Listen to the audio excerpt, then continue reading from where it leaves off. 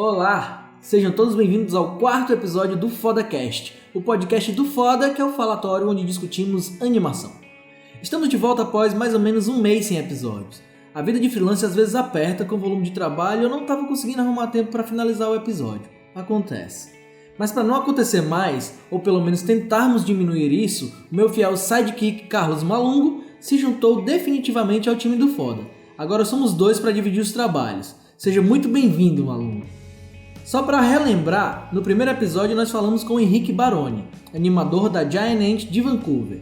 No segundo episódio nós contamos com o Ariel Costa, diretor de animação na Buck de Los Angeles. E no terceiro episódio nós voltamos ao Canadá, mais especificamente Toronto, via Rio de Janeiro, quando conversamos com o Gabriel Rocha, diretor da Tendril, que atua na sede deles aqui no Brasil. Para quem não viu, tá tudo no nosso canal do YouTube. Para esse quarto episódio, saímos das Américas e fomos para a Europa. Nosso convidado de hoje é o Sr. Thiago Maia, fundador e diretor de criação da Cook Studio de Londres, antes conhecida como Cake. Nessa primeira parte, como já é de costume, nós falamos da carreira dele, desde o início em São Paulo até os dias de hoje. No meio disso, falamos sobre o See No Evil, evento bimestral organizado e idealizado por ele lá em Londres e que foi uma das grandes inspirações para o Foda Live. Falamos também da nova empreitada dele como professor, dos caminhos da Cook, a vida na Europa, vistos e algumas coisas a mais. Na segunda parte, que é em vídeo, ele abre o After Effects e mostra pra gente making-offs e técnicas utilizadas por ele no seu primeiro trabalho da então Cake. E aí ele fala mais de 2 projetos mais recentes, feitos para o Festival Off, além de algumas coisinhas a mais. Só para terminar, isso que você tá ouvindo é a banda Astronauta Marinho, que gentilmente cedeu suas canções para embalar nossos episódios. Meu nome é Jarderson Rocha e eu deixo agora vocês com o quarto episódio do nosso falatório, com o Thiago Maia.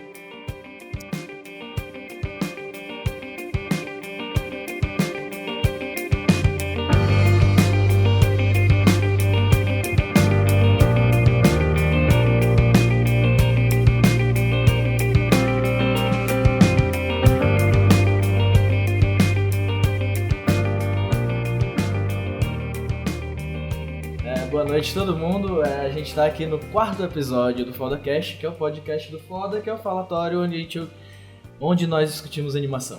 E a gente vai discutir animação com o Thiago Maia, da Cook de Londres, também foi conhecida como Cake, agora é Cook. E boa noite, Thiago. Boa noite todo mundo. É um prazer aí falar com vocês, uma diferença de horário meio grande, mas estamos aí comparecendo, bacana a iniciativa de vocês, estou bem feliz aí de participar também, acho bem legal a iniciativa, acho que é uma coisa que falta um pouco mais rolar aí na área no Brasil, então parabéns antes de mais nada. O prazer é nosso, sem problema. Thiago, pra gente começar, vamos falar só um pouquinho do que tu faz hoje, né? E aí depois a gente retorna lá pro começo. Tá ok. Essa é uma pergunta até meio difícil, porque quando me perguntam o que eu faço, eu nunca sei. Essa coisa de título é uma coisa meio complicada, né? O título dá título do que a gente faz, né? Então eu nunca sei. Ainda mais quando a gente viaja, né? Perguntam pra gente o que a gente faz da vida, né? Se for falar que você é um animador, vão achar que você é um palhaço, né? Que anima festa, coisas assim. Então é um assunto sempre difícil, mas em geral, assim, falando, acho que eu poderia dizer, hoje em dia eu tenho um estúdio, né? Então eu toco meio como Creative Director no estúdio, mantendo sempre o mesmo aspecto de pôr a mão na massa, fazendo parte de design, direção de arte, animação, junto, às vezes sozinho num projeto, às vezes com um time, depende bastante.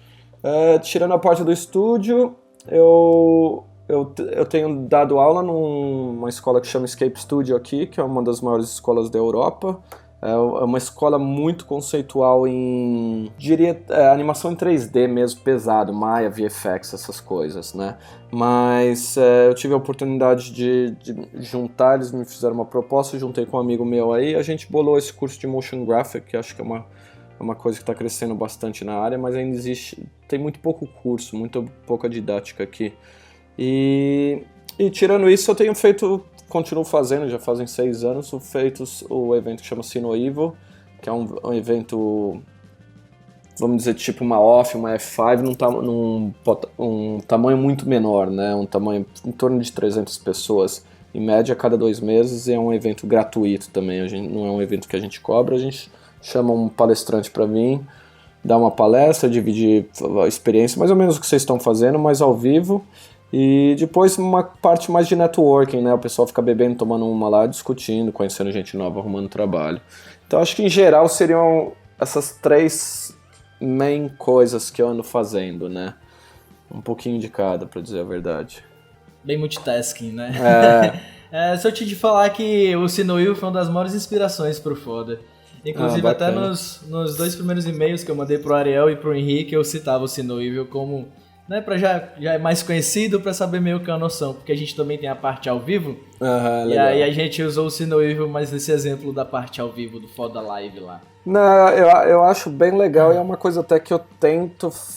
É difícil tocar, eu acho que vendo ainda esse ponto, vocês tocando isso, eu acho que é muito fácil, as pessoas falam sempre, mas alguém começar algo é sempre muito difícil. O povo acho que não leva muito em conta o tempo que toma isso, né? O que acontece, a gente faz a cada 2 meses, né? E a cada 2 meses já se torna difícil a comunicação de a gente conseguir garantir que uma resposta rápida das pessoas para falar, beleza, a gente topa fazer, e que não aconteça nada nesse meio termo dos 2 meses, que a pessoa não cancele em cima da hora, entende? Então acho que é admiro bastante a coragem de vocês fazerem uma coisa semanal, sabe? Porque traduzindo é foda mesmo, né? Na verdade o Foda Live a gente deixou até com a periodicidade não definida, porque foi agora, dia 31 de julho, o primeiro, né? O primeiro ao vivo.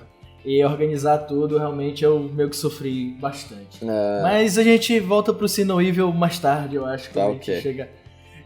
vamos começar com a tua trajetória mesmo. Onde foi que surgiu o Thiago Maia Motion Designer? Eu comecei... acho que vocês são bem mais novos do que eu, a maioria provavelmente. Eu tô com 35 anos, né? Então considero velho já nessa área, né? Eu comecei em São Paulo, acho que em 98, 99. Eu comecei a fazer uma faculdade. Naquela época não existia faculdade de nada, né? Acho que a parte didática ainda no Brasil é muito precária, né? Hoje em dia ainda tem coisas online internacionalmente que dê para as pessoas colaborar, mas parte artística, acho que em geral no Brasil, de estudo ainda, comparado com a Europa, né, generalizando, comparando com a Europa até com os Estados Unidos, ainda é muito precária, né? Então ainda mais imagina em 98, 99 não tinha nada, né? Na época eu acabei... acho que ainda no Brasil a gente ainda tem uma mentalidade errada, aquela coisa de...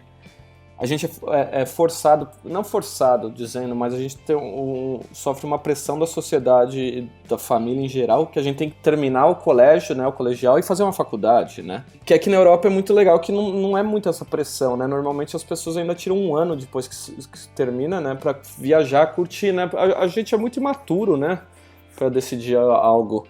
Então eu acabei optando por fazer... Eu prestei tudo, na verdade. Prestei robótica, prestei... desenho industrial, acabei entrando em propaganda e marketing mesmo, era uma área que eu queria meio que entrar, gostava um pouco, sabe, tinha feito curso de gibi, cartoon para fazer, e aí entrei na área, e logo que eu entrei eu arrumei um estágio, acho que depois dos 6 meses de faculdade eu arrumei um estágio numa produtora aqui muito grande aí em São Paulo, chama Prodigal Films, e comecei a estagiar lá. E lá eu comecei a carreira, fiquei acho que por uns 2 anos e meio, até 3 anos mais ou menos, 99, 2001, mais ou menos 2 anos e meio. E aí eu saí de lá, fui trabalhar numa outra produtora, na verdade eu estava meio cansado, resolvi trancar a faculdade, fazer um test drive na outra produtora para ver se ia rolar. Eu falei, se rolar depois eu volto para a faculdade. E nesse meio termo eu fiz um test drive, eles me contrataram, eu saí da Prodigal, entrei lá. Coisa moleque, tinha 22 anos, saco cheio da vida, acho, sabe, de como já funcionava a nossa área um pouco, trabalhar de madrugada, essas coisas, e falei, quer saber, vou sair fora, sabe, preciso viajar, sair fora, aprender inglês, e aí eu decidi cair fora, decidi vir para Londres, na cara e na coragem, sem falar inglês, e aí começou. Então eu tive um prazo de mais ou menos uns 3 anos de área no Brasil, né, antes de vir para Londres. E aí, chegando aqui, na minha época, cheguei em 2002, vamos fazer 13 anos agora em novembro. Era muito mais fácil vir para Londres, tudo. É uma coisa que muita gente me pergunta, como é, né, para ir, essas coisas, né? O Ariel até comentou um pouco esse assunto, eu achei interessante, é um pouco diferente, lógico, como funciona nos Estados Unidos e na Europa, mas eu acho um assunto interessante que não é tão fácil, né? Aqui hoje em dia a gente até fala, se não tiver passaporte europeu, é quase impossível, né, hoje em dia entrar. Em 2002, quando eu vim, eu não tinha, hoje em dia eu tenho passaporte português, minha bisavó era portuguesa, mas quando eu vim com visto de estudante, tudo, né, então você ainda conseguia, lógico que eu não cheguei aqui trabalhando na área, porque nem inglês eu falava, então eu trabalhei um pouco trabalhei em bar, trabalhei em centro de conferência, essas coisas, sabe, garçom, essas coisas. Foi uma experiência bem legal, né? Até a hora eu fiquei estudando inglês paralelamente, até a hora que eu senti um pouco não confiante no inglês, mas achei que estava na hora de encarar alguma mudança na vida, tentar voltar na área, né? E aí eu comecei naquela época, 2000, isso era 2003, 2004. A internet ainda não era o que é, né? Não tinha motionógrafo, não tinha, sabe, Facebook, não tinha nada dessas coisas. Hoje em dia a gente vê o trabalho de todo mundo, vê a oportunidade de trabalho em todo lugar. Até o Gabriel tava falando, sabe? Oportunidades. Na minha época não tinha muito essas coisas. Então tinha uma revista que chama Broadcast Newspaper aqui, que eu ia acho que ela saía, não lembro se era semanalmente ou mensalmente, eu ia toda vez que ela saía, eu sabia o dia que ela saía, eu ia lá na banquinha, tipo, não é uma banca de jornal, mas é como se fosse uma banca mais gigante, assim, uma loja que só vende revista, uma livraria, vamos dizer. Eu ia lá... moleque esperando o quadrinho favorito. Mas eu não comprava ela. Ela até custava caro, acho que na época, eu não comprava. Eu também não tinha interesse de ler a matéria, mas eu ia direto olhava, porque você podia folhear as revistas, né? Então eu ia direto lá no fundo procurar a parte de oportunidade de trabalho, até que um dia apareceu uma oportunidade para um júnior. Eu nem lembro o que era, eu até tenho a matéria guardada. Eu não lembro se era designer, animador, não sei o quê, mas era para júnior. E eu já tinha 3 anos de carreira no Brasil, né? Tava um pouco enferrujado, tinha parado uns 2 aninhos, né? Tinha feito uma coisa ou outra, mas nada assim pesado.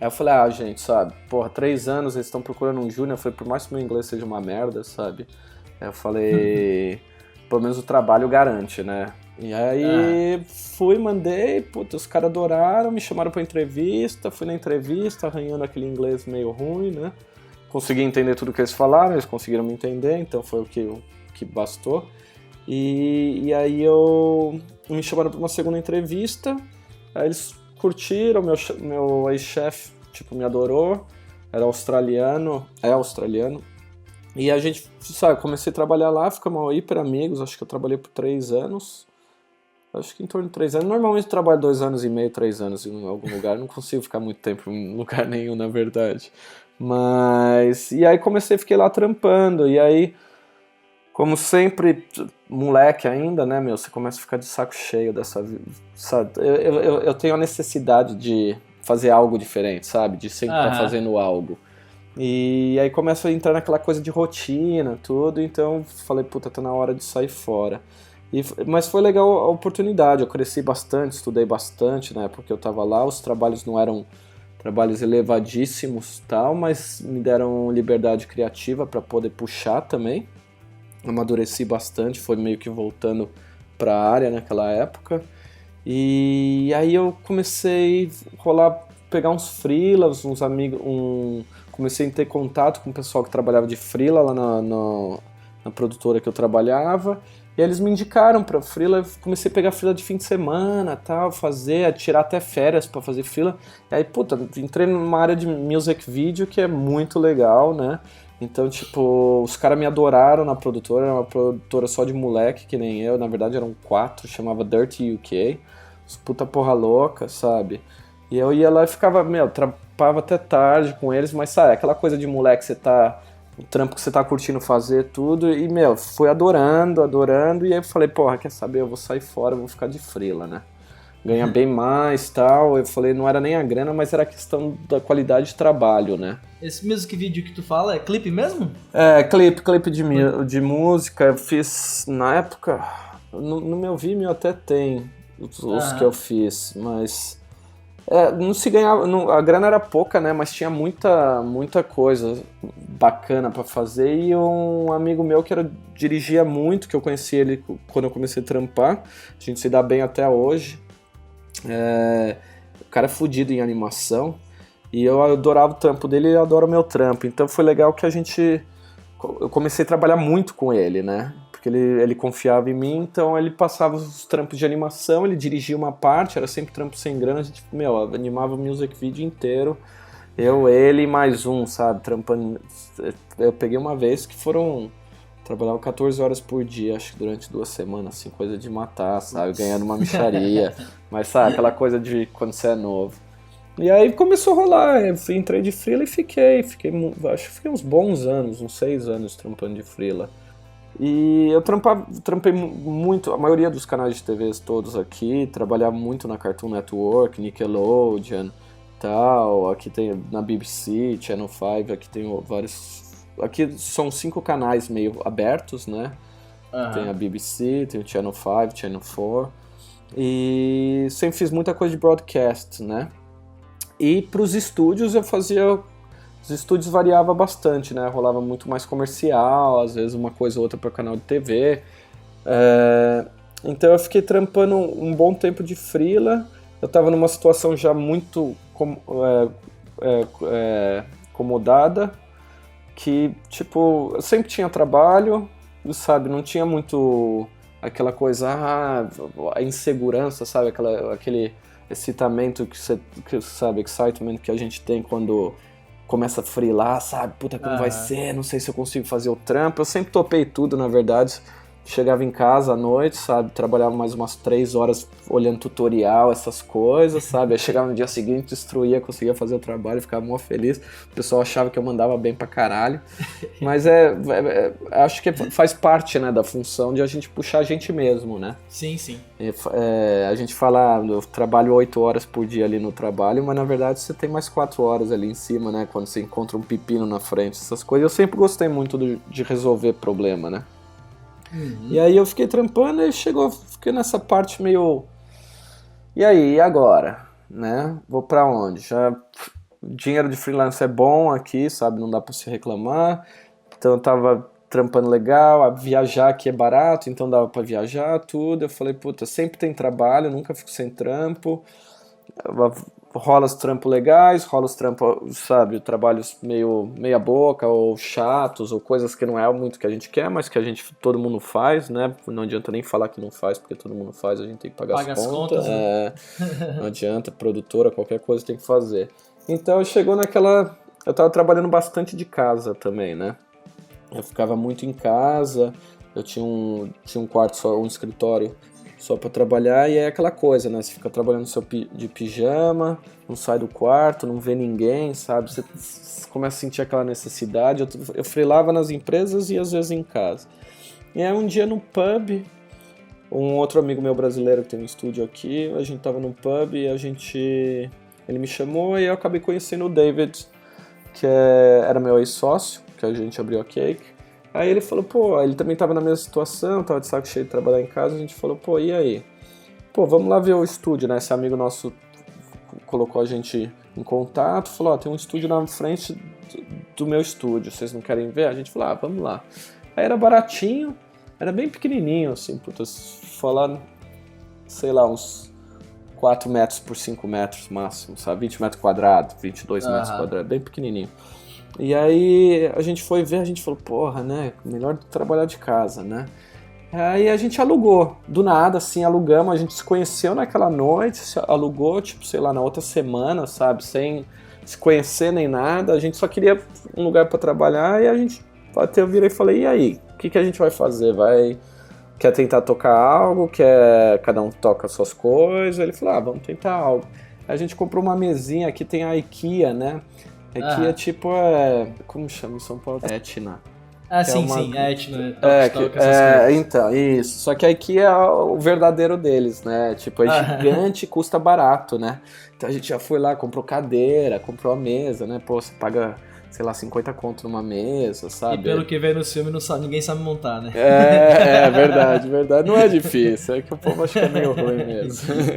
Mas é bem isso. Mas aí a gente, compramos duas cadeiras. A grana que a gente mais investiu no estúdio foi as cadeiras. A gente falou, porra, precisamos de uma cadeira sentar gostosa, né? Que daí a gente vai ficar 8 horas, 10 horas trabalhando, né? Aí compramos duas cadeiras e uma mini mesinha assim, que cabia 3 computadores. Aí a gente começou a trabalhar, falamos, beleza, então vamos tocar o estúdio, vamos montar o estúdio. Aí começamos com essa, e aí, o que vai chamar, né? E aí eu tive uma grande ideia, nada muito boa, na verdade, que era, falei, pô, vamos chamar Los Muertos, né? O David é espanhol, pouco, né? Aí ele é espanhol, aí ele, pô, vamos, não sei o que, a gente começou a fazer identidade gráfica da empresa, tudo.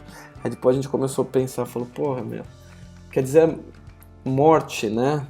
Aí a gente falou, além do que, a gente tá em Londres, né? Sabe, se você for explicar pro inglês o que é Los Muertos, toda vez que você falar, eu falei, eu já tenho que soletrar meu nome cada vez que eu vou passar e-mail. Se eu tiver que soletrar meu nome e a URL do site, né? Vou falar, pô, tem que soletrar Thiago, @ e tem que soletrar Los Muertos. Eu falei, pô, fecha a porta, né? Não dá, né? Aí a gente falou, não, uma péssima ideia. Aí a gente começou a escrever um monte de coisa que a gente gostava, até que a gente queria algo, a gente se inspirou bastante em nome, a gente se inspirou muito na Buck, na verdade. A inspiração nossa foi que fosse uma palavra e que fosse curta, entende? Foi essa a nossa inspiração, porque é algo fácil de pegar, tem que ser algo que pegue, entende? Porque é parte de marketing também, né? Então a gente, veio com o nome Cake, a gente adorou, aí começamos a fazer identidade visual da Cake, o Poku fez o logo e tal, a gente começou a fazer adesivo, começou a fazer um monte de coisa e começamos a tocar. A gente falou, então a partir de agora a gente não trabalha mais com freelance. Se alguém ligar pra gente freelance, a gente faz o quê? A gente chega e fala, beleza, a gente é uma empresa agora, né? Começamos cobrando como freelance, só que a gente trabalhava em 2, então a gente faria na metade do tempo pelo mesmo preço. Então, para as empresas, para os canais de TV, na verdade, não faria muita diferença. Eles estariam pagando a mesma coisa para a gente, entende? Só que a gente faria como uma empresa. Aí conseguimos pegar um cliente, outro. O primeiro trampo que a gente fez foi esse que a gente vai mostrar aí depois, o Box for Rob. Foi bacana, que até estava abrindo hoje. Foi o primeirão mesmo, né? Foi o primeiro trabalho que a gente fez junto. E isso já tem o quê? 5 anos? 5 anos. 5 anos. E tu disse que do Dave, não é isso? David. Ele é espanhol, tu brasileiro. E aí como era esse negócio para abrir uma empresa com 2 estrangeiros em Londres? Então, o que rola aqui é o seguinte, eu tenho passaporte português, né? Então, mas tu já tinha na época? Sempre na teve. época, não, eu tirei enquanto eu mudei pra cá como estudante, e aí nisso eu peguei um advogado em Portugal e comecei a dar entrada na papelada, né, que é muito mais rápido que fazer no Brasil. E então eu já tava com passaporte português, tudo, desde quando eu comecei a trabalhar. E aqui como funciona na Europa é um pouco diferente, né, porque é como se fosse o Mercosul no Brasil, né, então aqui tem a comunidade europeia. Então toda a parte Espanha, França, Portugal, sabe? Todos podem trabalhar por dentro da comunidade europeia. Então não muda a lei pra gente. É a mesma lei como se eu fosse britânico ou fosse estrangeiro. É diferente se eu fosse brasileiro, entende? Até dá pra se abrir empresa, mas aí acho que o cacife que você tem que entrar com a empresa é tipo $500 mil, algo assim. Então é um investimento alto. Mas como os dois eram europeus, não teve problema nenhum, sabe? A gente chegou, abriu a empresa e começou a tocar sem problema, sem muito problema. O problema foi arrumar cliente, né? É que a gente sempre esquece dessa parte, né?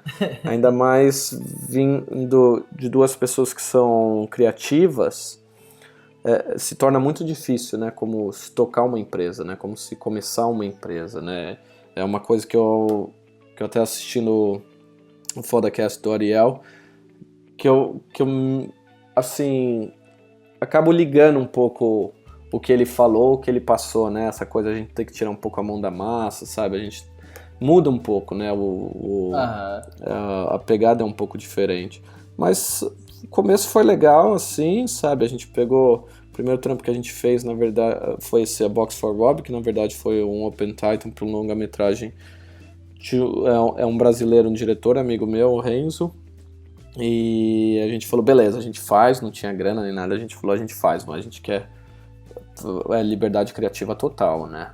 A gente falou, pô, uma oportunidade. E eu e o David sempre gostamos muito de tentar trabalhar um pouco fora do computador, quando a gente podia, né? Meio que mix media e tal, uma coisa que a gente sempre tentou puxar quando era possível. E aí depois disso a gente conseguiu pegar um primeiro trampo pela BBC, que foi o Genius Season, acho que era o primeiro que a gente pegou, que foi o primeiro trampo pago que a gente fez. Eles queriam algo meio multi-Python. A gente falou, porra, legal, né? Com meio collage e tal, a gente curte bastante.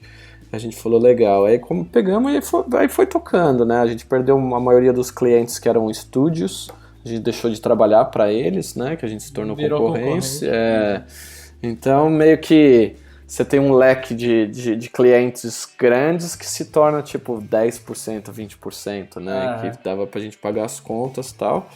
E fomos tocando, tocamos a Cake na verdade fechou no fim do ano, né? Que eu mudei quando fui aí em Fortaleza da palestra na Off, foi quando eu contei pra todo mundo que a gente estava mudando.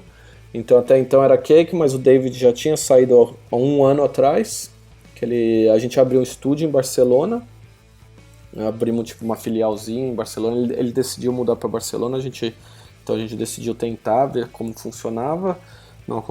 Acabou não rolando muito trabalho em Barcelona, o mercado de lá estava um pouco parado, acho que ainda continua um pouco parado. E então a gente tentou tocar o estúdio, Londres, Barcelona, tal. Foi legal que a gente fizemos uma puta festona quando a gente foi dar uma palestra na Off em Barcelona em 2013 também. A gente até no Rio antigo da Cake tem Barcelona, Londres, lá tem os ícones, né? Em São Paulo. Tem isso, porque a gente tem representação em São Paulo também com uns amigos nossos que tem um estúdio que chama Great em São Paulo. Eles representam a gente aí no Brasil. E aí a gente tocava, né? A ideia era tocar os 3 países, né? Tentar puxar um pouco mais o Brasil, tentar puxar Barcelona e Londres, só que Londres sempre sendo meio que o quartel-general nosso aqui, né? Onde tudo rola mesmo, manter estabilizado. E aí o David decidiu voltar, a gente tentou por um ano, ele decidiu ficar em Barcelona e tal, então ele decidiu sair da empresa, ele queria ter filho um tempo atrás agora, então ele tá curtindo mais a vida, tá dirigindo, tá como diretor solo agora. A gente continua falando e tudo. E aí nisso eu continuei tocando a Cake aqui até o ano, quando foi? Final do ano passado, né? E aí a gente teve um empecilho, vamos dizer, né? De trademark, marca registrada, né? Teve uma empresa que contatou a gente, falou que eles tinham a marca registrada Cake, que é uma grande polêmica, não sei como alguém consegue registrar uma palavra, né, que seria um bolo, então você não pode usar. Então até dei uma matéria para Computer Arts sobre isso, e aí eu, nessa dava para adaptar o nome Cake para Cake alguma coisa, eu falei, para mudar, vamos mudar tudo, sabe, já chuta o balde, já é uma fase nova, o David saiu da empresa, sabe, a gente tem que mudar, vamos mudar o nome, e a gente começa, é a mesma empresa na verdade, né, só que aí a gente falou, é uma oportunidade de tentar fazer um rebrand da própria empresa, né, sempre algo legal, ao mesmo tempo um pouco estranho, né, porque você tá dando um refresh na sua própria identidade, né, e a gente acha que quando a gente faz coisa pra gente mesmo, é sempre um pouco mais difícil, né, porque quando é um cliente, você tem um cliente para falar, eu gosto disso, eu não gosto disso, ou te pôr limites, né, pôr deadline, essas coisas, quando é só pra você, você nunca tá contente, né, você sempre quer mudar, você, preciso mais um pouco, então a gente tenta um pouco colocar alguns deadlines na empresa, né, as coisas que a gente quer fazer, que senão não acontece, né, vamos dizer assim. É como dizem, né, que a gente é o nosso pior cliente. Né? A gente isso é muito é verdade. mais exigente que qualquer pessoa. Isso é verdade. Então se a gente faz as coisas pra gente mesmo, é sempre um pouco mais difícil. Aí até um amigo meu ajudou a gente, um amigo meu inglês aqui, ele que fez o logo. Eu falei que queria alguém de fora, sabe, que entendesse um pouco a filosofia da empresa. E aí a gente sentou, discutiu o logo, eu falei, cara, expliquei o que eu queria e tal. E ele sentou e tocou o logo, mandou umas versões, a gente alterou umas coisas e tocou o logo. E em cima do logo a gente tá tocando tudo, né? Ainda tá na fase de fazer toda a rebrand, né? A gente tá com o website meio que no forno, já quase pronto, showreel novo, tem vários trampos. Tava olhando antes de mandar pra vocês, fazem praticamente 2 anos que a gente não dá um update no showreel, né? Então essas coisas estão meio que tudo a caminho, assim. Espero que no começo do mês que vem já tá tudo no ar aí pra todo mundo ver. Tem bastante coisa bacana que a gente teve a oportunidade de trabalhar. E tem bastante coisinhas aí pra mostrar também. Massa, já tô no aguardo. Então, voltando um pouco, né, dessa história, já que a gente falou do Sino Evil, quando foi que isso começou? Tu tava nessa inquietação e decidiu começar algo novo também? Foi antes tu falou 6 anos, né? Então foi antes da Cake. Foi antes da Cake. Foi bem antes da Cake. Fazem 6 anos, a gente fez 6 anos de aniversário. É que eu faço Sino Evil, eu faço com um amigo meu que é o James Wignall, que o nome dele é Mutant Hands, né? Que é o site deles. O James é bem fodão também, diretor de arte bem bom, animador bem bom. E a gente tava na discussão se foram 5 ou 6 anos, mas são 6 anos agora no começo do ano. Então fazem, eu acho que 6 anos e meio que a gente tá com o evento. A gente, na verdade, antes de ser Sino Evil, eu fazia umas reuniõezinhas no pub aqui, sabe? Pra galerinha de freelance. Eu era freelance. A questão começou porque, como eu falei, quando eu vim pra cá não existia, né? A gente não tinha essa coisa de internet, como né? Todo mundo fica batendo. Como o próprio Gabriel falou, o máximo que você tinha era os fóruns, né? A gente usava muito mais livro do que usa hoje em dia. Eu aprendi After Effects no livro, na verdade. E então eu como sendo estrangeiro aqui, eu senti muita falta de onde procurar as coisas. Como, né, não tinha como...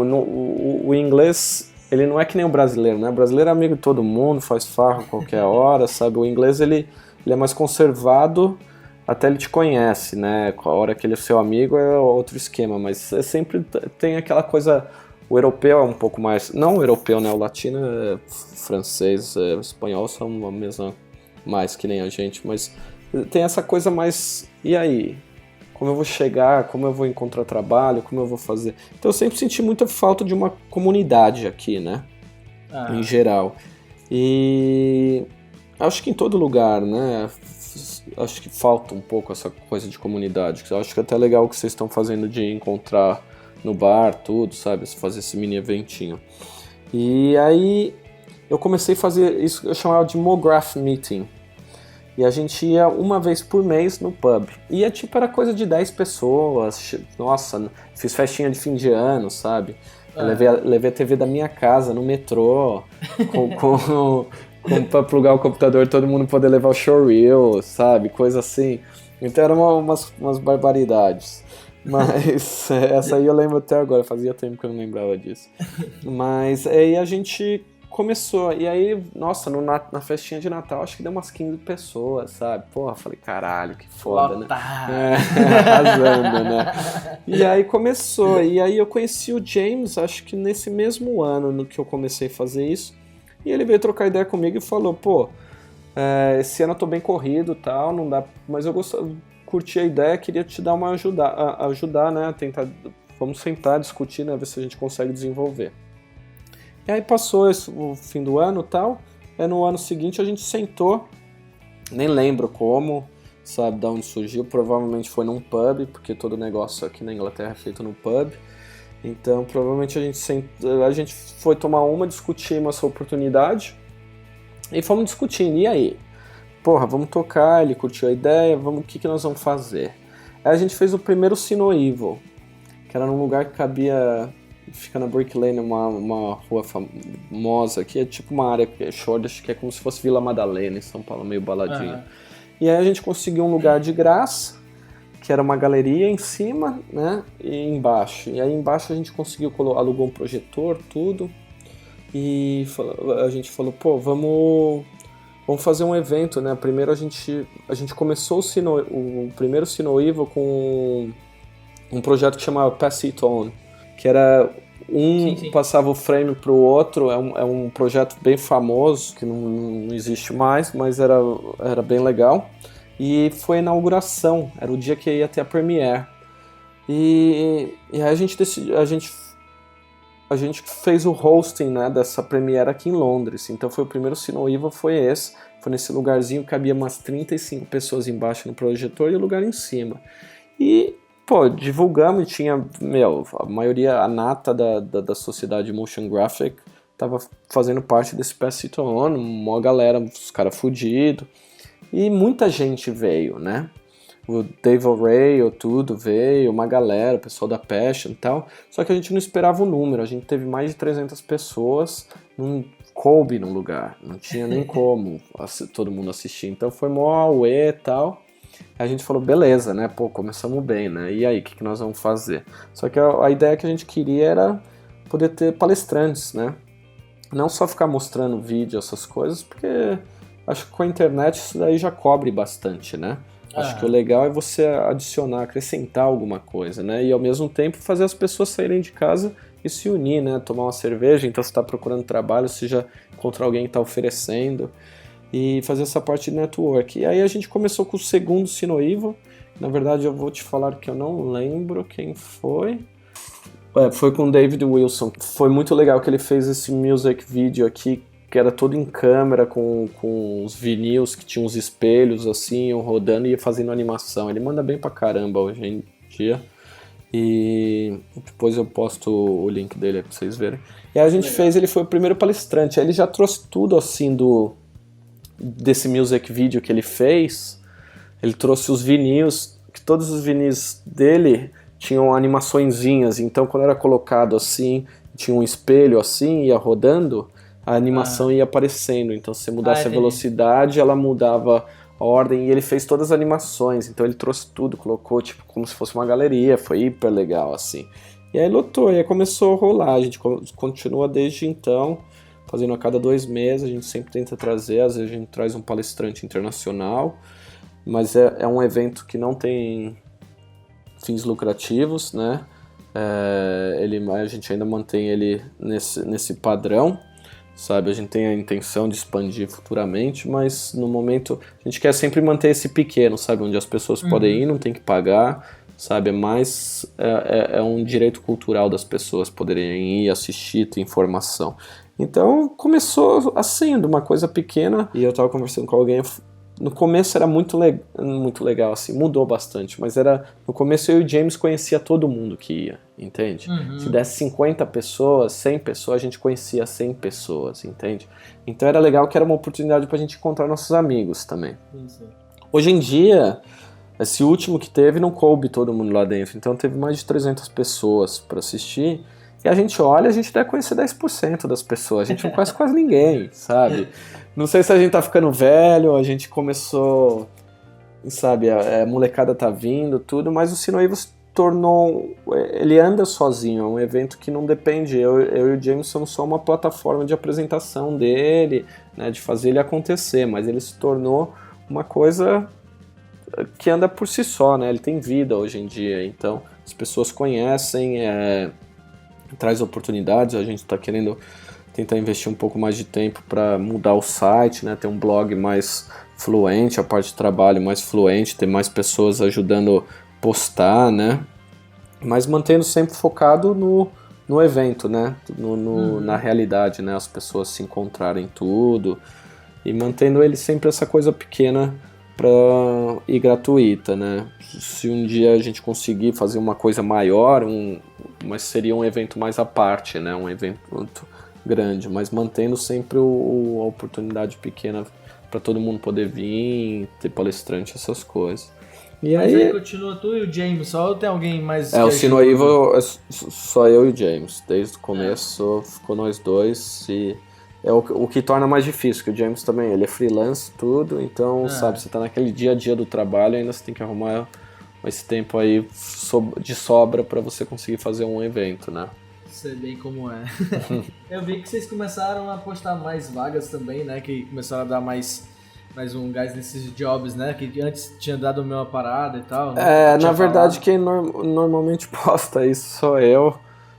E aí, às vezes, eu fico hipercorrido. O estúdio me toma muito tempo hoje em dia. E ainda resolvi essa nova challenge aí de dar aula também.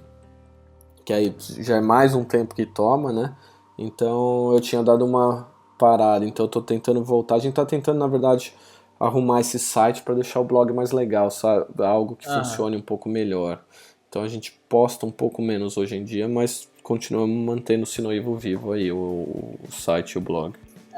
Já que tu falou em dar aula, e como é que foi essa nova empreitada do Thiago professor? Acho assim, é uma experiência, eu sempre gostei muito de dividir informação, né? Então, acho que sempre fez parte de mim, pelo fato de dar palestra, essas coisas, eu sempre gostei de dividir experiência, né? Eu acho que não contra a faculdade, mas acho que o padrão, o tipo de ensino que a gente tem na faculdade, eu acho que não é o caminho certo, sabe? Eu acho, pelo menos ao meu ponto de vista, quando eu estudei, não criticando, não generalizando, que eu não posso falar por todo mundo, mas acho que ainda mais como a gente estuda no Brasil, sabe? Aquela coisa, de manhã, de noite, sabe? Que a gente vai pra faculdade meio que... Na minha época eu fazia propaganda em marketing, eu não queria nem ver aula de marketing, sabe? Sim, sim.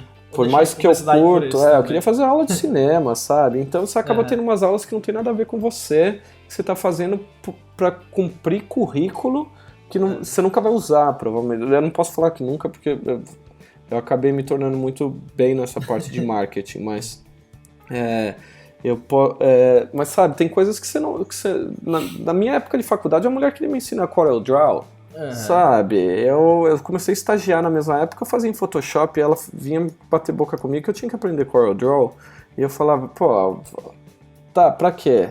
Ela, porque as agências usam. Eu falei, eu nunca vou trabalhar numa agência, eu trabalho em produtora. E aí ela, não, e aí foi uma bateção de boca que, sabe, você vê que não vale a pena muito você bater boca, e eu deixei quieto e eu entreguei meu projeto final da faculdade. Ela falou, tá vendo como você aprendeu? Eu fiz tudo em Photoshop e imprimi, depois que tá impresso, quem é ela, pra dizer como foi feito, né? Então, e hoje olha pra ela e diz, olha, nem a agência usa mais o porra do CorelDRAW. Entende? Então são umas coisas, eu acho que a faculdade tem um sistema, não digo todas, mas eu acho que ainda é um sistema muito precário, sabe, muito antigo. Eu acho que agora tá vindo outros tipos, sabe? Tem a Hyper Island, sabe? Que eles dão um ensino diferenciado. Eu acho que você fez como chama o curso lá que você fez? MoGraph Mentor. O MoGraph Mentor. Então eu acho que eles estão usando, sabe, um sistema de ensino um pouco diferenciado, onde, sabe, força vocês a viverem dentro de projetos reais, entende? Do dia a dia. Então foi uma coisa que eu já tive vontade de fazer antes, e aí a Escape me chamou para discutir isso, e depois eles me apresentaram um outro cara, um amigo meu que se tornou um amigo meu, que é PhD em Motion Graphic também. Também não, eu não sou, mas é que ele é. E aí eles discutiram e falaram, vocês querem fazer junto? Perguntaram se eu topava, eu falei, sabe, eu topo, acho que é até mais fácil, né, acho que para os alunos é um pouco melhor, e a gente tem aquela brincadeira, sabe, do policial bonzinho, do maldoso, sabe, então um é cliente, o outro é tutor, e aí no outro projeto é diferente, então a gente sentou, a gente teve liberdade total para criar esse curso, e a gente falou, a nossa meta Não é que um neguinho entre no curso e vai sair, mandando em cinema 4D. Primeiro que eu não sou fodão em cinema 4D, sabe? E a nossa ideia é que o cara entre no curso e ele tenha um aprendizado como se fosse o dia a dia, que ele saia preparado ali pro dia de trabalho. Então, são 12 semanas de aula, 2 aulas por semana, né? Agora eles estão querendo fazer um intensivo todo dia, infelizmente eu não vou poder participar disso, eu até vou meio que me distanciar um pouco, eu vou dar mais um curso e depois eu vou parar, por causa do tempo que toma, mas a nossa intenção era pegar o cara desde o começo, sabe? Desde passar um briefing, fazer um pitch, sabe? Fazer uma apresentação, eu faço meus alunos, sabe? Eles têm uma aula que eles têm que eu dou um briefing para eles, eles têm que fazer um pitch, me passar a ideia e eu faço isso todos apresentar lá na frente. Sim, então tem uns que, tem aluno que não consegue nem falar, né? Eu falo, mas isso é parte do trabalho, talvez você nunca precise, mas é uma coisa legal para desenvolver, né? E aí a gente começa a aula assim, até entregar o projeto final, onde a gente quer que os alunos saiam com um showreelzinho dali, sabe? Projetos que fez, se eles tiveram algum projeto que eles fizeram depois, fizeram antes, né, desse curso para eu colocar, então a gente passa por tudo, desde typography, sabe, animação, eu pego pesado com a galera da animação, que é uma coisa que eu gosto muito, e eu acho que o povo às vezes acaba confundindo, tentando levar pelo caminho mais fácil em animação no mundo, sabe? Tem expressão pra tudo hoje em dia, sendo que eu já peguei cara no estúdio que de chegar e fazer as coisas com expression, e aí você chega, olha aquilo e fala, e aí, tá, mas e aí, dá pra você dar uma arrumada? Não tem como arrumar isso. Eu falo, como não tem pra arrumar isso, sabe? As pessoas se esquecem que o jeito mais antigo ainda é o jeito mais foda, né? As animações, e tá voltando a toda, né? Já voltou, já tá passando, mas Cell Animation tá voltando aí, né? Um animador. Aquele negócio, aquelas campos que nunca mudam, né? Você vai estudar animação é pra vida toda, né? As ferramentas vão e voltam, mas aqueles princípios, pelo menos os 12 princípios, vão estar lá e sempre vão ser muito utilizados. Sempre vão estar lá. E animação é uma coisa que com o tempo você fica melhor. Não é, eu nasci com um dom de fazer animação, não, é estudo, sabe? Então não é uma coisa que com o tempo. Então é uma coisa bem legal a gente poder ter a oportunidade de ter desenvolvido esse curso e puxar a galera no que a gente acredita, entende? Então, e eu também faço todo o curso que a gente dá, eu dou o melhor aluno ganha um estágio lá no Cook Studio. Então, é o segundo curso, eu tô com o segundo estagiário já lá. Então é legal porque além de desenvolver na aula, né, eu acho que isso também estimula as pessoas para tentar puxar um pouco mais, né? Mas, cara, acho que como qualquer curso, tem alunos lá que você vê, o cara não tá nem... É uma coisa que a gente fala no começo, sabe, do curso. A gente fala, são 12 semanas, 2 aulas por semana, 3 horas por aula. É nada, cara. Pra cobrir um assunto de motion graphic não é nada, né? Então a gente fala, depende muito de vocês fazerem o que a gente pede pra vocês fazerem em casa e virem no próximo dia puxar a gente e falar, e aí, não consegui fazer isso, como é, sabe? Mas tem gente que não tem interesse, como na nossa época, como na minha época tinha, sabe? Eu não tinha interesse por algumas coisas, então sempre tem os prós e os contra, mas é bem legal, cara, eu tenho curtido bastante, tenho me divertido bastante, e é legal você ver, sabe, alguém entrar meio cru e sair já, você fala, o cara tá no caminho certo, sabe, por mais que vai conseguir pegar um trampinho, sabe, começar a andar, então é bem legal, eu tenho curtido bastante. E aí depois tá lá trabalhando contigo já, né, e tu vê, o cara saiu de ali e veio trabalhar contigo. Não, é bem legal, e porque a gente dá uma chance de 2 meses de interno, né, no estúdio. Então, um tempo eu tento pôr a pessoa, ela colabora tanto nos projetos do estúdio, né, e normalmente todo mundo que faz estágio no estúdio, normalmente eu peço para fazer uma animação, né, fazer tipo uma identidade, uma vinhetinha pra gente, pro estúdio, né. Então sai bastante coisa bem legais, cara. Sempre tive oportunidade aí do pessoal, tem todas elas, a maioria estão no nosso site, né? O pessoal que trampou com a gente que fez, sempre tá no site, tá no nosso Vimeo. Então eu acho bem legal, tem umas coisas bem legais, e tem um pessoal que já vem com talento, né, também, né, que ajuda bastante. Thiago, vamos voltar um pouquinho que a gente falou no começo lá sobre esse lance do visto e como tem, eu acho que, sei lá, não vou dizer a porcentagem porque eu não sei, não fiz pesquisa, mas eu acho que mais da metade da galera que trabalha assim, ou tem vontade de trabalhar fora ou pra fora, né? Uhum. E como tu mesmo falou no começo, tem essa grande diferença de Estados Unidos, como a gente já meio que falou com o Ariel, e a Europa, né? Tem algum, sei lá, o que tu pode falar pra gente sobre isso? Eu acho que tu tem mais o negócio do business, né? Como cara que quer contratar, mas tu sabe dizer, assim, sobre quem quer ir, por exemplo?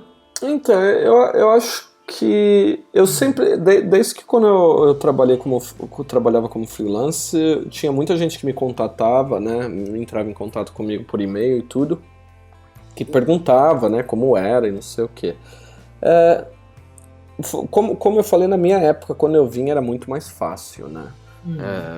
Vai fazer 13 anos que eu tô aqui, então mudou muito. Mas acho assim, oportunidade existe, não vou dizer que não existe, tá? Mas eu sei que não é fácil e eu sei que cada vez está mais difícil. É um sonho nosso, né?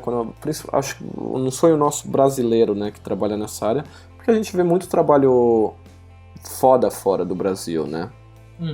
Eu acho que, pra mim, assim, eu sou muito mais ligado na parte Europa, né? Do que se eu tivesse que escolher mudar.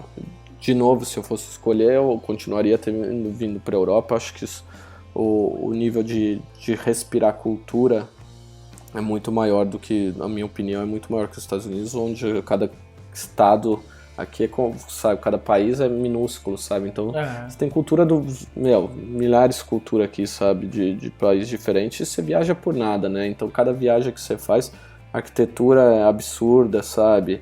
Só nisso, inspiração é um monte. Então eu acho que a gente tem essa tendência de querer sair pra fora, né? Acho que o trabalho aqui fora é muito foda. Não desmerecendo, acho que no Brasil tem muito neguinho foda. Acho que o que dificulta no Brasil essa parte acho que a mentalidade do cliente, a mentalidade como o negócio é feito no Brasil, entende? Acho que o Brasil, infelizmente, eu tenho que criticar essa prática, mas é muito desorganizado, sabe? Você pega um briefing de 2 meses de um cliente aí no Brasil, você vai acabar tendo uma semana, porque esse 1 mês e 3 semanas aí é bate-boca, o cliente está tentando organizar alguma coisa, e quando você vai ver, você tem uma semana. Aqui é tiro e queda, sabe? O trabalho, temos 2 meses, 2 meses de deadline, sabe?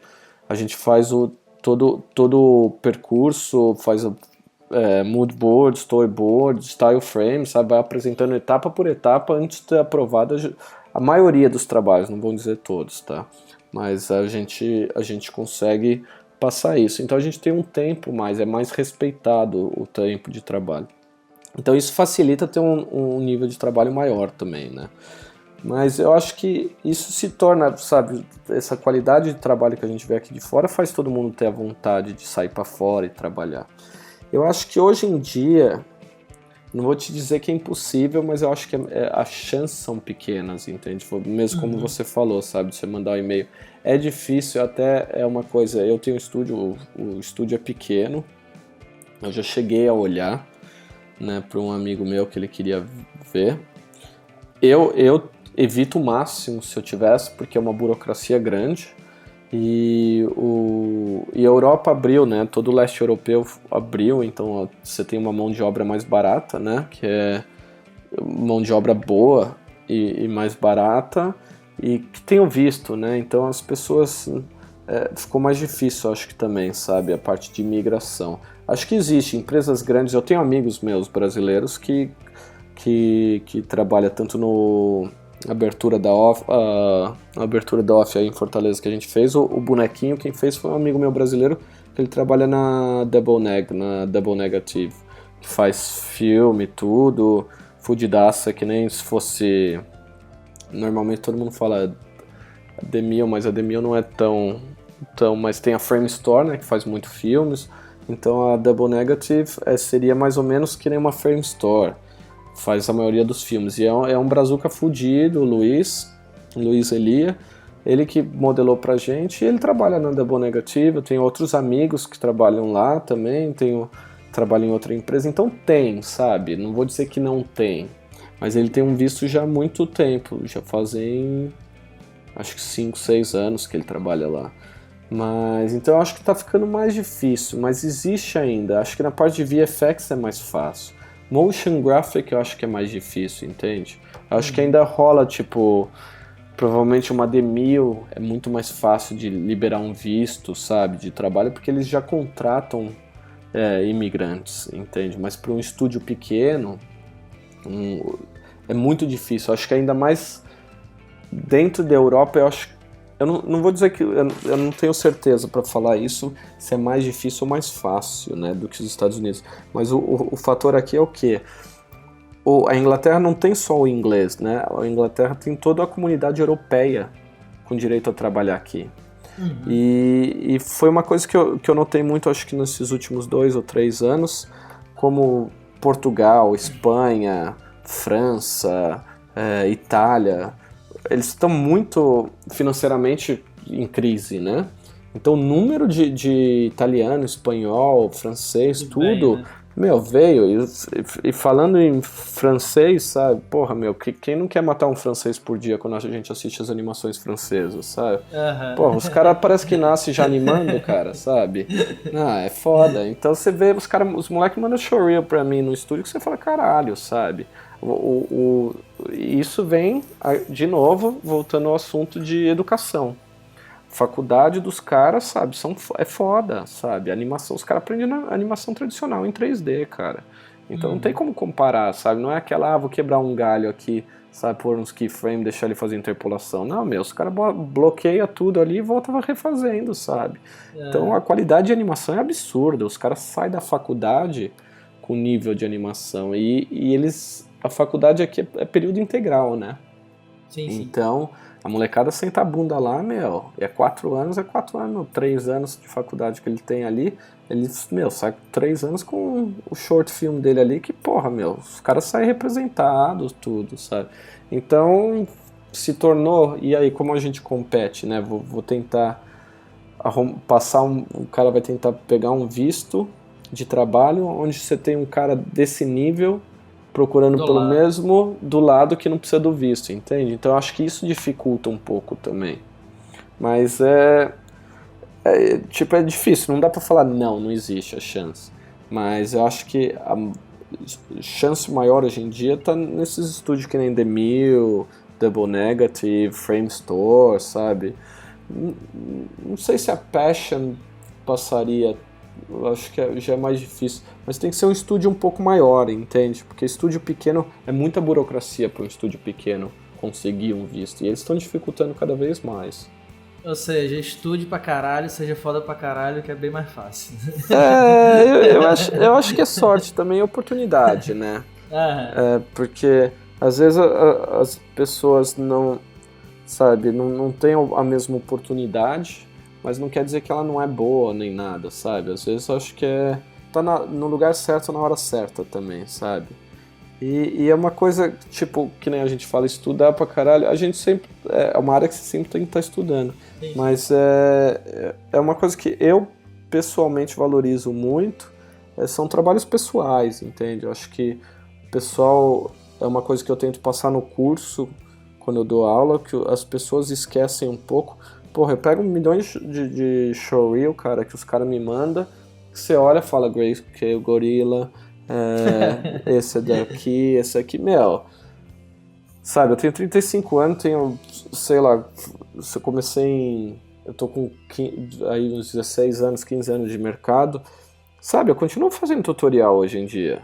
Sabe, meu, eu não tenho nem cabeça pra lembrar todas as coisas, então se eu quero algo específico eu vou lá e faço tutorial, sabe, a ideia criativa continua o mesmo, então, sabe, a gente tá constantemente olhando tutorial nas coisas, então o neguinho te manda um showreel, você olha e fala, porra, meu, eu conheço todos os trabalhos, sabe, não é nem que você pegou a técnica e fez um negócio pessoal seu, Os caras fazem o tutorial, então essas coisas, pra mim é uma coisa que morre, entende? Você fala, porra, eu acho que o tutorial tá ali pra gente aprender uma coisa pra poder usar essa técnica dentro de um trabalho nosso, alguma coisa, sabe? Você tá tentando desenvolver alguma coisa. Mas a galera, pega na caruda mesmo, aí faz tutorial, faz um showreel de tutorial, sabe? Então é meio foda. Então às vezes não é nem ser só bom, cara. É mais relacionado, sabe? Ter suas próprias ideias. Eu dou muito valor na parte de trabalhos pessoais, entende? É uma coisa que eu me critico muito eu ter parado, porque eu sempre fiz muito trabalho pessoal, foi o que eu acabei me destacando mais quando eu freelava, quando eu comecei a carreira. E por causa do estúdio deu achar esse tempo. Então tem um monte de ideias que tá ali na gaveta que eu não consigo achar o tempo para fazer. Então é uma coisa que eu cobro a galera, trabalho pessoal no estúdio, sabe? Sobrou tempo, vamos fazer um trabalho pessoal, vamos tentar fazer algo, sabe? Não precisa ser o melhor, mas vamos tentar fazer algo fora do nosso comfort zone, sabe? Algo que a gente não sabe fazer, vamos tentar experimentar alguma coisa, né? Então é uma coisinha que eu tento puxar lá na galera também. Antes da gente fechar essa primeira parte, esquecendo esse lance de vídeo, esquecendo essas coisas. O que o cara precisaria ter pra trabalhar na Cookie? O que é que tu vê no profissional, alguma coisa do tipo, e algum conselho que tu tenha a dar pra galera pra evoluir, né? Eu sou uma pessoa que, assim, é uma coisa, toda minha entrevista que eu faço com a galera lá, eu gosto de essa coisa de, quando a gente tava procurando outra pessoa pra trabalhar lá, o neguinho, dá pra fazer um Skype. Dá pra fazer um Skype, mas eu gosto de encontrar a pessoa, assim. Pode ser por um Skype também, mas falar no telefone, essa coisa não adianta. Eu sou uma pessoa que eu sou muito... Eu preciso conhecer a pessoa. O estúdio é pequeno, nós estamos em 5 pessoas agora, entende? A gente tem capacidade para 12, então quando precisa expandir, a gente expande, quando não precisa, a gente mantém o core ali do estúdio. Então, é um estúdio pequeno. Se a pessoa já não encaixa no estúdio, sabe? Que nem agora, tem dia que eu chego lá, xingo todo mundo, que eu xingo assim no bom sentido, mas fica todo mundo quieto, eu falo, porra, que merda é essa, sabe? O que aconteceu aí que ninguém tá falando, sabe? Então precisa ser uma coisa animada. Então, acho que uma primeira coisa que eu sempre procuro numa pessoa é uma pessoa descontraída, que eu digo, uma pessoa que se encaixe no estúdio, sabe? Uma pessoa que seja easygoing, sabe? Seja uma pessoa fácil de lidar, entende? Uhum. Sem ter ego, acho que a gente não é um estúdio muito pequeno para ter ego, sabe? A gente faz coisas que a gente gosta, que a gente tem prazer, que a gente tem até orgulho de trabalhos que a gente faz, como a gente faz muita coisa ruim também, tá? Uhum. Sabe? Dentro do ruim que eu digo, sabe? Coisas que não tem grana, que tem que ser feito, que o cliente não libera. Uma coisa mais criativa, mas tem que fazer, pagar as contas, sabe? Sim. Então eu acho que a primeira coisa é quem é a pessoa. Aí, saindo disso, o conselho que eu dou, e eu dou para todos os meus amigos, aprender a escrever um e-mail, sabe? Eu acho que porque o estúdio é pequeno, então eu tenho que fazer muitas coisas e eu que respondo os e-mails. Então tem gente que tem e-mail que eu recebo, isso não vale só para mim, viu? Vale em geral para todo mundo. Eu acho que é um dos melhores conselhos que eu posso dar. E-mail tem que ser pessoal, curto e direto, entende? Você tem praticamente ali 3 linhas para fazer a pessoa ficar interessada por que assistir seu showreel, sabe? Uhum. Você pode ter o melhor trabalho do mundo, se você não souber vender ele, ninguém vai saber que você é o melhor do mundo, entende? Então, eu já recebi e-mail que o cara põe o link dele e não escreve uma porra nenhuma no e-mail, sabe? Isso pra mim, eu sou uma pessoa curiosa, eu checo o e-mail da pessoa, eu checo o link, só pelo fato de querer saber. Uhum. Mas, numa empresa grande, esse e-mail vai embora na hora, sabe? Então, eu acho que você tem exatamente oportunidade em 3 linhas ali, 5 linhas, de falar, porra, por que eu quero ver o showreel desse cara, sabe? Outras coisas, quanto neguinho que copia copy and paste o e-mail, e aí você vê que as fontes são diferentes, essas coisas, que você sabe, porra, meu, sabe? O cara não tem nem audácia, ele tem a audácia de me mandar um e-mail assim, ele não tem o mínimo tempo de procurar no site quem eu sou, o que eu faço, o que é o trabalho da Cookie, então, por que eu teria o trabalho de gastar meu tempo para ver o trabalho dele, entende? Eu acho que é uma coisa mútua. Esquema, que é um trabalho em qualquer canto, então é qualquer um, né? Eu tava falando isso com um amigo meu esses dias, ele falou que ligou um cara e falou, eu queria trabalhar com vocês, porra, eu sou copyright, sou bom pra caramba. O cara falou, pô, mas a gente não pega copyright. Ele falou, o que você tá precisando aí? Ele falou, eu sei fazer as outras coisas. Mas como assim, sabe? Você não tá procurando... Então eu acho que a pessoa tem que ser um pouco específica no que ela faz. Eu acho que gasta um tempinho. Você quer trabalhar pra Cookie ou você quer trabalhar pra outro estúdio grande, sabe? Man's vs Machine, sabe? We Are 17. Vai no site dos caras. Quem são eles? O que eles fazem? Você faz o mesmo estilo que eles? Não, então não tem nem por que você mandar o showreel, porque é totalmente fora do padrão do que eles fazem. Então, acho que essas duas são as duas primeiras coisas a saber. E aí eu acho que o terceiro vem ao trabalho, né? O que é o trabalho da pessoa. O que eu olho no showreel é o que eu te falei. A primeira coisa, tutorial realmente me queima o tesão de assistir o showreel de um cara, entende? Porque eu sei que é um tutorial, sabe? Se precisar de uma pessoa técnica... Eu vou pegar uma pessoa técnica. Depende do que o cara... Tem gente que quer ser só técnico. Então, sabe, se o cara é um técnico e fala, eu sou... Sabe? Mas usa o showreel dele para um projeto pessoal. Usa tutoriais para aprender para fazer uma coisa pessoal. Então, aí vem do trabalho. Então, no trabalho eu sempre procuro... Acho que tem que encaixar com a gente, como eu tô falando, sabe? Dar uma olhada. A Cookie não tem um estilo próprio, sabe? A gente não tem um estilo fixo.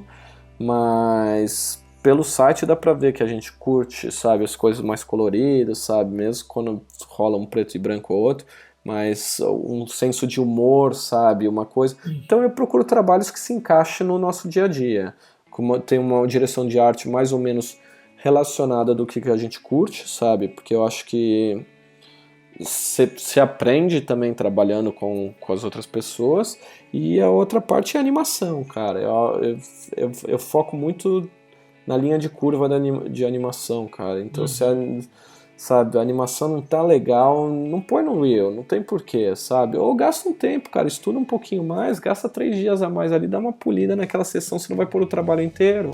Então, sabe, faz uns mini projetinhos com uma animação mais bem polidinha, sabe? Eu acho muito importante, eu acho que as pessoas se esquecem, tanto que no meu curso, a minha primeira aula...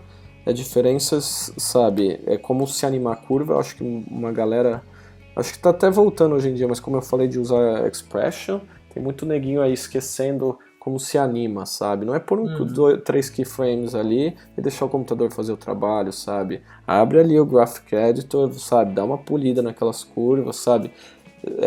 A minha primeira aula a gente faz isso e a gente usa um cubinho, eu mostro pra galera, sabe, que acho que quanto mais simples o objeto, mais difícil é você dar vida, né? Porque qualquer defeito você nota, né? Quando você tem um personagem com 10 dedos ali, 2 braços, ou um polvo com 50 braços falando assim com você não consegue nem ver o que o cara tá fazendo. Então, um defeito aqui, outro ali, passa batido. Quando é um cubinho ali pulando, ali uma bolinha pingando, essas coisas, ou tá feito, ou tá bem feito, ou não tá bem feito. Não tem, vou esconder atrás da árvore. Não tem árvore ali, entende? Então eu acho que dá um pouquinho de valor ali, aquele carinhozinho ali pra curvinha de animação, sabe? Fazer um carinho pra ela e dar uma polida no trabalho. Eu acho que o trabalhinho bem feito é sempre bonitinho. Eu sou a favor do simples bem feito do que o complexo mal feito, entende? Eu dou mais valor à parte simples. Pra gente fechar então, o que tu vê pra frente, assim, os caminhos da Cookie, do Thiago? Se tem mais algum tempo pra botar mais algum projeto aí na tua vida daqui pra frente? Um dos meus sonhos é fazer um sino-evil grandão, assim, sabe? Começar aí pra umas 500 pessoas mais, sabe? 2 dias de palestra e tudo. Isso é um projeto que, se Deus quiser, eu já tô querendo aí, discutindo com o Jamie já faz uns 3, 4 anos. Se Deus quiser, tentar tirar do papel isso, arrumar tempo. Continuar puxando o estúdio, tentar manter o estúdio... A gente nunca fala, né? Não quero que cresça muito, mas que cresça no fator que dê para manter a qualidade, sabe? Tentar puxar um pouco... É difícil como estúdio pequeno, a gente tem que aceitar muito trabalho, sabe? Que um pouco a grana ou trabalhos que não são tão legais, mas puxar o estúdio, trabalhos bacanas, acho que... Tentar levar um pouco o nível do estúdio, né? Continuar puxando o estúdio para frente, tentando fazer uns trabalhos bacanas, que dê para ser de referência aí pro pessoal. E acho que a parte pessoal é conseguir voltar. Acho que a minha maior meta no momento é conseguir voltar a fazer meus trabalhos pessoais, entende? Eu tenho uns aí na gaveta, a gente tá fazendo um pessoal agora no estúdio, que vai fazer parte do site novo. Mas assim que acabar eu tenho umas coisinhas aí que eu queria ver se eu conseguia tirar do papel aí, que eu sinto falta aí. Massa. Então, vamos encerrar a primeira parte por aqui, né? Como tu falou, todos os trabalhos pra mostrar pra gente aí. Então, se você ouviu até agora, essa foi a primeira parte com o Thiago. A gente vai agora, ele vai abrir alguns projetos e mostrar pra gente. Então, pula pra segunda parte. O link tá aí embaixo. E vamos nessa.